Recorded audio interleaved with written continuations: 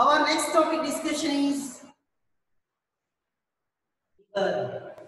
From the digestive glands. In last class, we have discussed about salivary glands, gastric glands, and intestinal glands. The next topic is liver.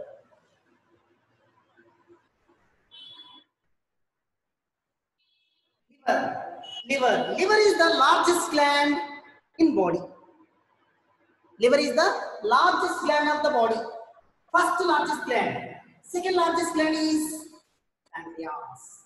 The liver is the largest gland of the body, weighing about 1.2 to 1.5 kgs. The liver is the largest gland of the body, weighing about 1.2 to 1.5 kgs. Okay, so that is the first point. It is the largest gland of the body, weighing about 1.2 to 1.5 kgs. Okay, so it is the largest gland. Next, so it is situated. It is situated in the abdominal cavity. Abdominal cavity.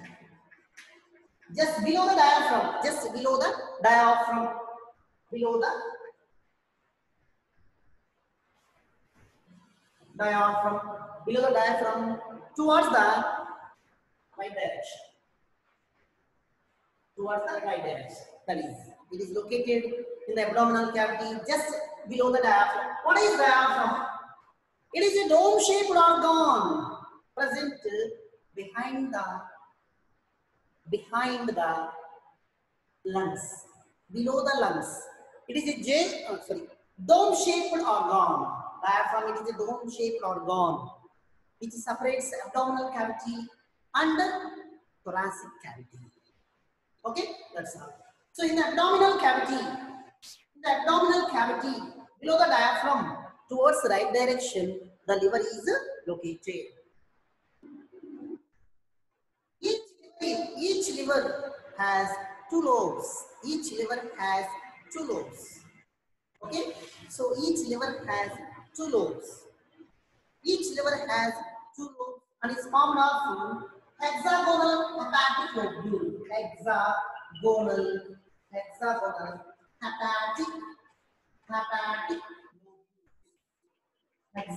hepatic lobules, and it is covered by, the liver is covered by thin layer of connective tissue called Gleason's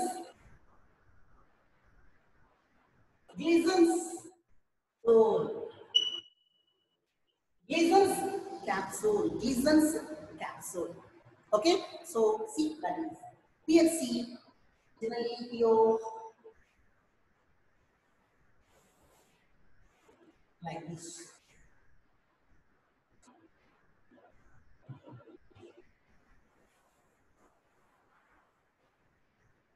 Here, each liver has lobes like this. Each liver has two lobes. It is one lobe. Two lobes. Each liver has two lobes. Okay, each liver is formed of, liver has two lobes. Each liver is formed of hexagonal hepatic lobules, which is covered by hexagonal 1, 2, 3, 4, 5, 6, 8. Each liver is formed of hexagonal hepatic lobules. Six lobules together forms a liver. Even here also 1, 2, 3, 4, 5, 6. Each liver is formed of hexagonal hepatic lobule. So these are covered by thin layer of connective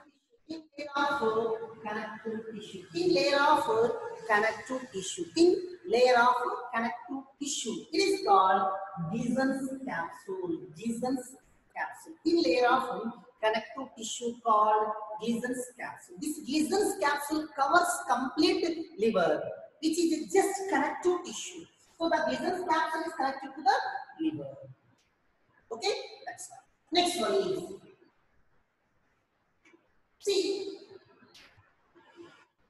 each liver consists number of cells. Those cells are called hepatic cells.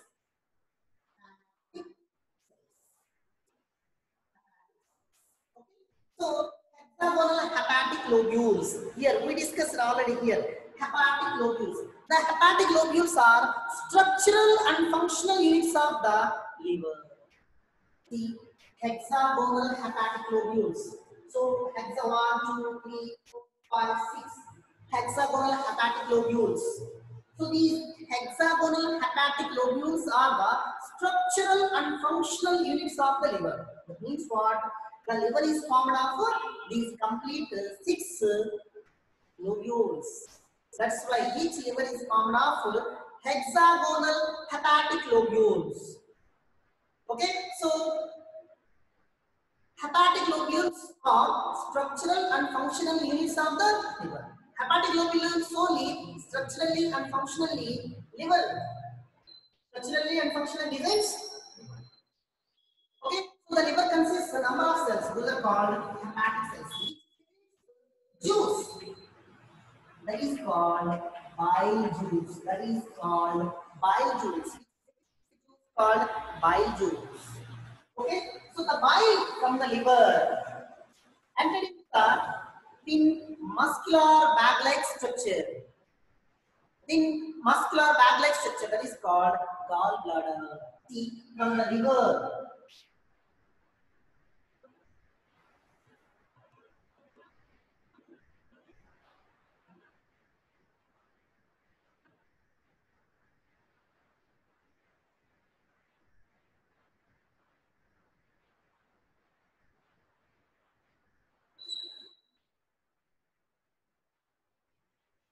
Gallbladder. Okay, so bile the liver, bile from the liver entered into the thin muscular bag-like structure called gallbladder.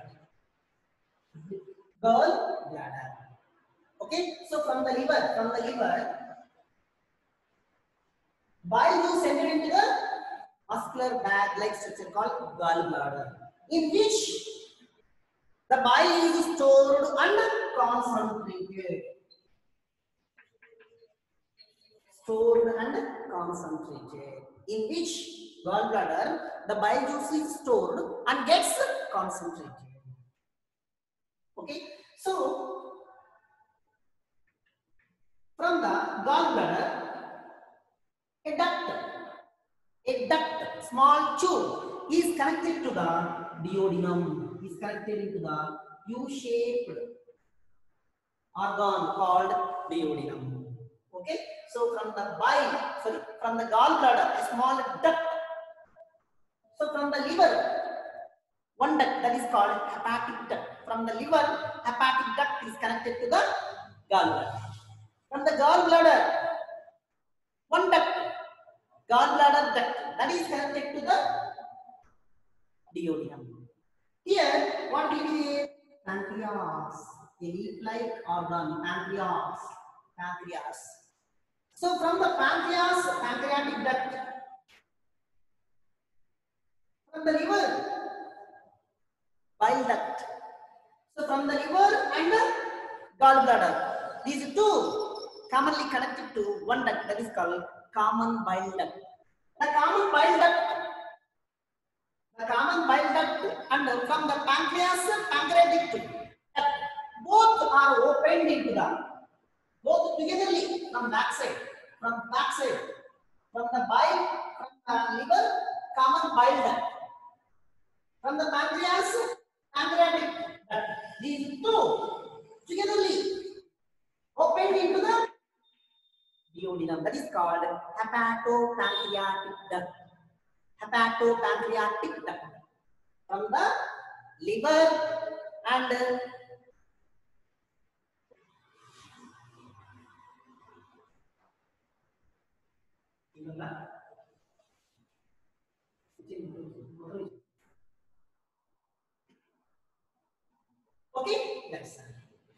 From the liver, one duct that is called hepatic bile duct. Hepatic bile duct. From the pancreatic, from the subject to object. First we see line. Okka physics e undi. Object to subject e. First we see object to subject to okka physics e undi. Chemistry subject to emna unda. Ei sarika illa. Idi biology. Chemistry student. Sorry sir, physics. Biology ka ready kaadu. ఒక 10 రోజుల తర్వాత inform చేస్తామని చెప్పండి.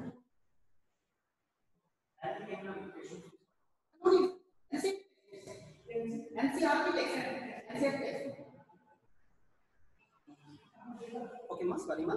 So come to the point here. From the liver and gallbladder, common duct that is called hepatic duct.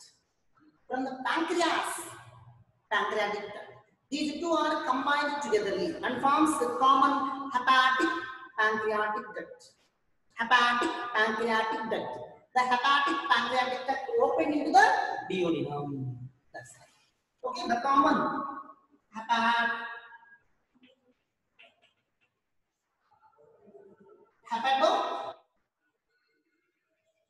hepatopancreatic duct open into the duodenum. Hepatopancreatic duct open into the duodenum. So when pancreatic duct open into the duodenum, hepato means from the liver, pancreatic duct from the pancreas. When these two together combine and open into the duodenum, then bile juice, pancreatic juice, both are entered from this. Both are entered from this chyme. When the chyme is entered into the duodenum, simultaneously from the liver, bile juice, from the pancreas, pancreatic juice entered into the duodenum. The remaining complete digestion occurs in small intestine. Remaining complete digestion takes place in small intestine. Here one point object to discussion here. So the opening and closing of the hepatopancreatic duct. Opening and closing of the hepatopancreatic duct. Here will be there. Back side. The opening and closing of the hepatopancreatic duct guarded by sphincter muscles. That is called sphincter of Oddi. Sphincter of Oddi.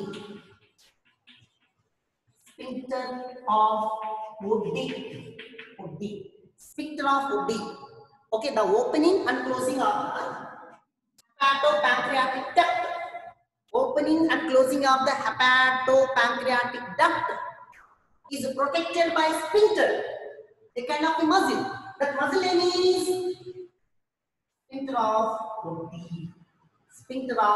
Oddi. Okay, so this is the explanation about liver. All the points were easy. Okay, so that's all.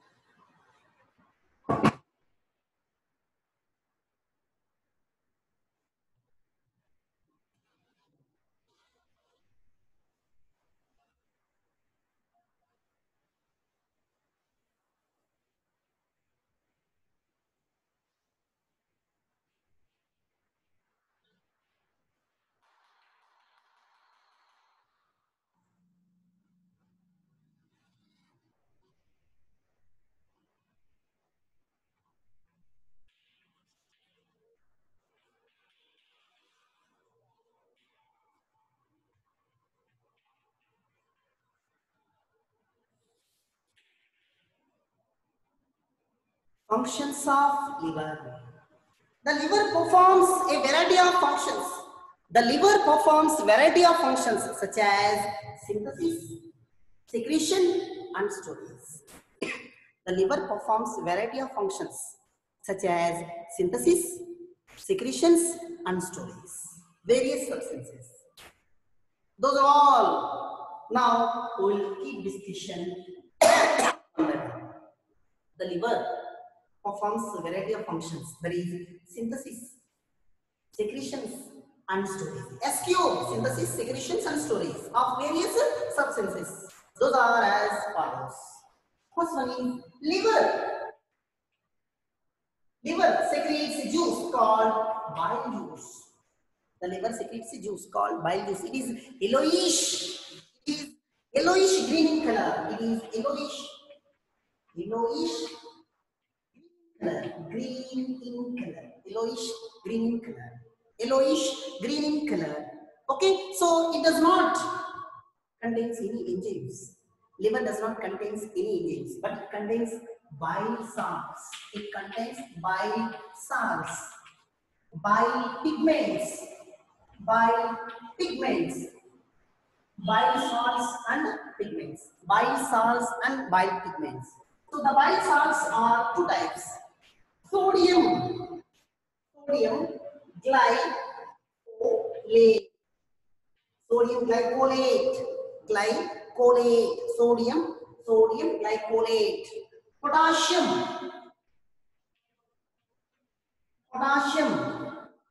tarocolate. Sodium glycolate, potassium tarocolate. These two are the salts which are involved in the breaking up the complex food materials into simple and smaller absorbable forms. Okay, bile salts. Okay, that's all. Bile pigments. Bile pigments are two types: bilirubin, biliverdin,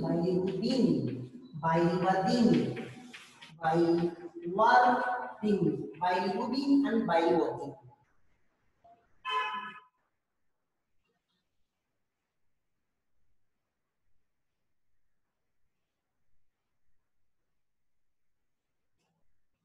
Bile pigments, bilirubin and biliverdin. So bilirubin, some students, some members will call it bilirubin, biliverdin, both are same only spelling, you write correctly. So bilirubin also we can pronounce, bilirubin also you can pronounce, but the spelling is same. Okay, biliverdin.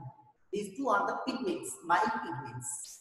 Okay, so that's all. These are all secreted by the liver.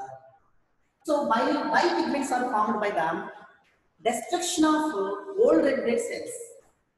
Destruction of old red blood cells. Over destruction of old red blood cells in liver leads to excessive production of bile pigments. If excessive production of bile pigments leads to the accumulation of yellow color in our body. Okay, so that's that. Generally, whenever gallbladder is blocked with stones, at that moment this bile pigments, bile juice does not go properly to the gallbladder. So instead of going to the gallbladder, if it is entered into the muscle tissue and body circulation, so then we will suffer from one disease, that is jaundice. In the jaundice disease, so skin color, eye color, urine color looks yellow, dark yellow color. Okay, why? So in some cases, there are many cases are there. Exactly, we cannot say that it is the reason is this only. Okay, in some books they will say that our professional knowledge only. We are not a doctors exactly to say that. Even doctors also cannot say exactly. So some books what they have written. So when gallbladder is blocked with stones, at that moment the bile instead of going into the duodenum, it is entered into the blood circulation and tissues. Then they will suffer from jaundice, they said. Okay, that is one case. Some cases when liver is affected,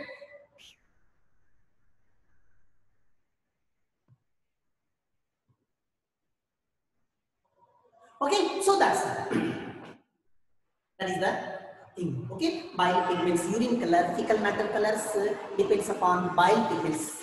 Bile pigments, urine color, fecal matter colors determined depends upon bile pigments, bile salts, sodium glycolate, potassium tarocolate. So these all will play a major role in the digestion of food material.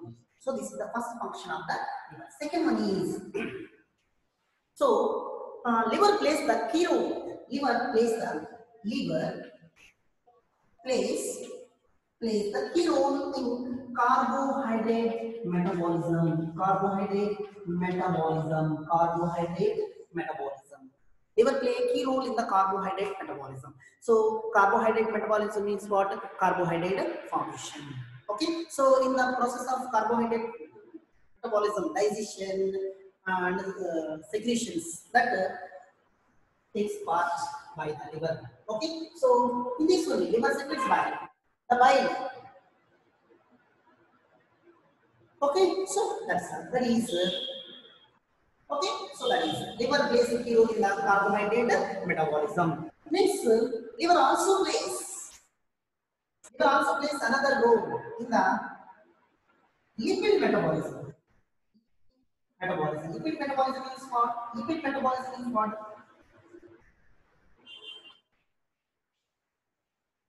And triglycerides.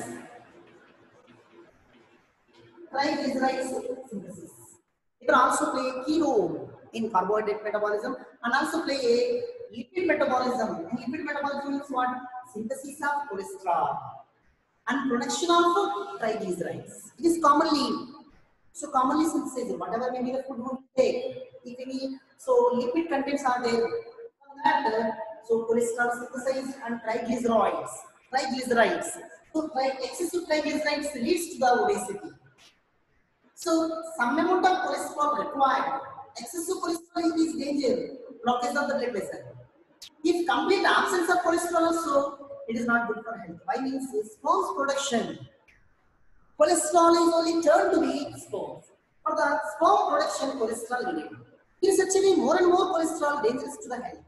Complete less cholesterol, also deficiency of sperm. Sperm count is in medium quantity.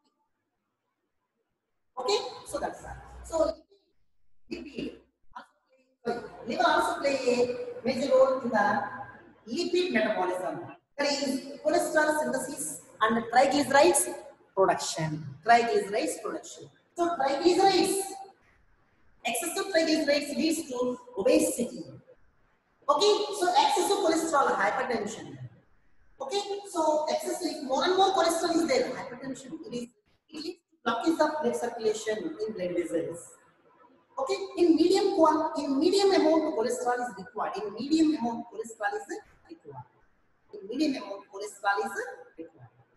That cholesterol only helps in the production of sperms. Okay, that's all. Next point. So liver plays a major role in deamination. Deamination of amino acids. Deamination of amine group from amino acids.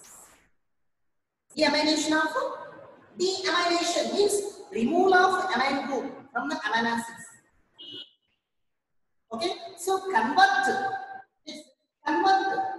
highly toxic ammonia into urea. This process is called ornithine cycle.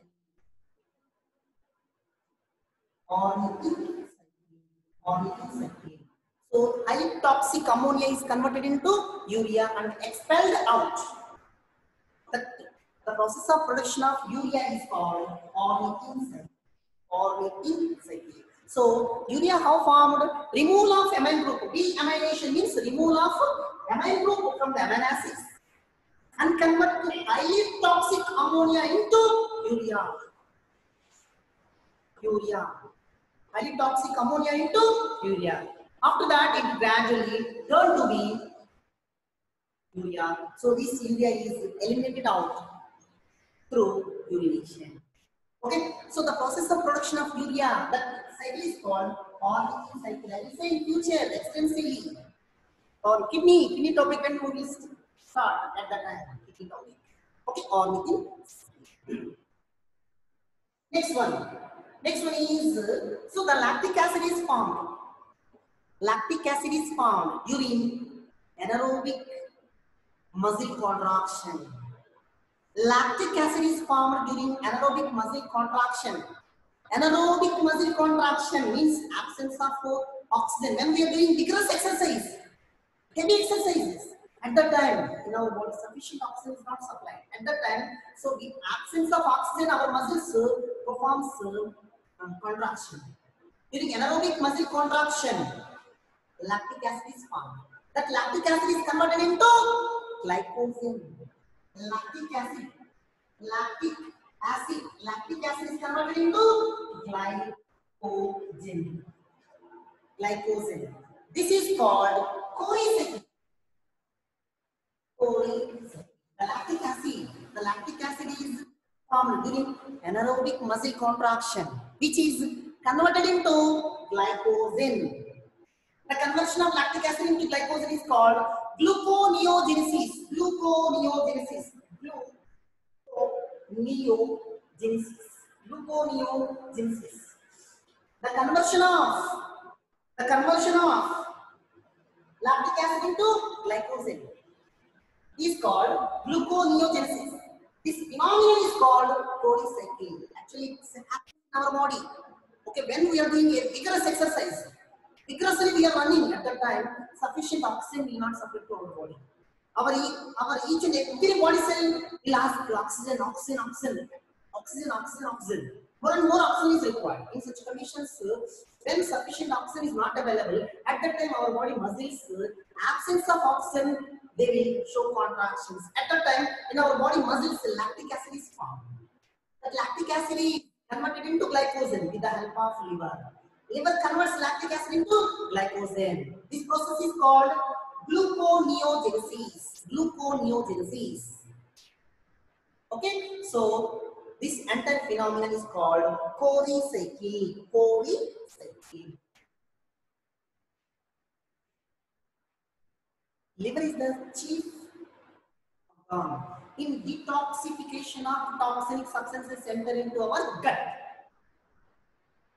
either through water, food, or whatever it may be. Liver is the chief organ in detoxification. Liver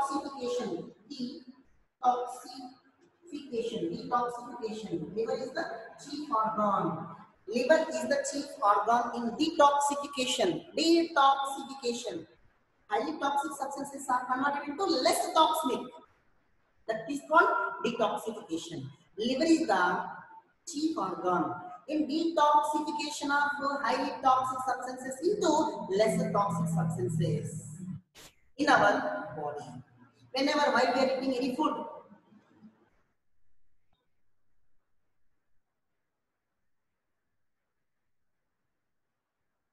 whenever any toxic substances are entered into our gut through the water, food, or any aflatoxins or any fungal toxic substances are entered at that time, first liver play major role. Highly toxic substances are converted into less toxic and supplies into the general circulation. So that liver is the first checkpost in neutralizing toxic substances entered into the gut through water, food, or other sources. That's why lambic liver, one more organ, smooth endoplasmic reticulum. Smooth endoplasmic reticulum also. Liver first. Next, smooth endoplasmic reticulum. So these two take a major part in conversion of high toxic substances into less toxic. So, especially in alcoholic patients, chronic alcohol abusers, first liver damage, liver cancer they will face, because if they take alcohol, first the liver take a part. It will convert high toxic substances into less toxic substances. Highly toxic substances are converted into less toxic, and then they will supply into the general circulation. In such a way, chronic alcoholic patients means what? Continuously daily they will take more and more alcohol. liver gets damaged. Okay, so the first check post of our body is liver. Any toxic substances are entered to our body. First, liver take part. Next, smooth endoplasmic reticulum. First, liver. So daily, if you take more and more alcohols, liver will perform more and more work. Okay, after some certain days, the liver cancer, liver completely damaged, then liver cancer. Okay, liver damage. The damaging of liver is called cirrhosis.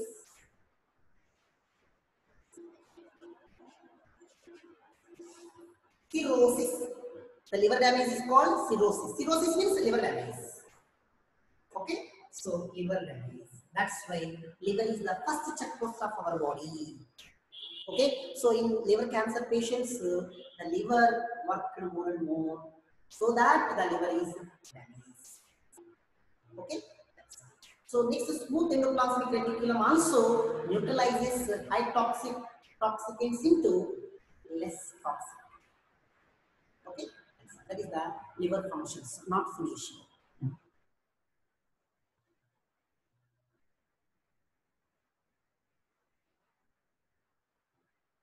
So liver acts as a thermoregulatory. Liver acts as a thermoregulatory. Our body heat control.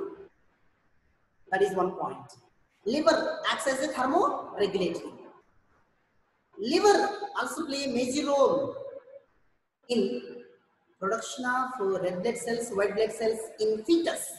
Liver acts as a hemopoietic organ. Hemopoietic organ in fetus. Production of white and red blood cells in fetus played by liver. And erythroclastic organ in adults. Old red blood cells are destroyed in liver. New red blood cells are formed in fetus. In such a way, liver plays a major role. Okay, so those are all the functions of liver. Okay, so before finishing the class, some clarifications of doubts we will see. Let's come. What to type to open YouTube? You will use of BIPS classes. Sanjaya, Babu. Daily we are keeping certain class links in WhatsApp first PUC group. That if you see, Babu, you will open. Okay, that's all. Next, one more, Babu. Suppose there is 19 millimeter of stone in liver. In liver, stone formation is not possible. What I said, gallbladder. Gallbladder is a muscular bag-like structure. Gallbladder is a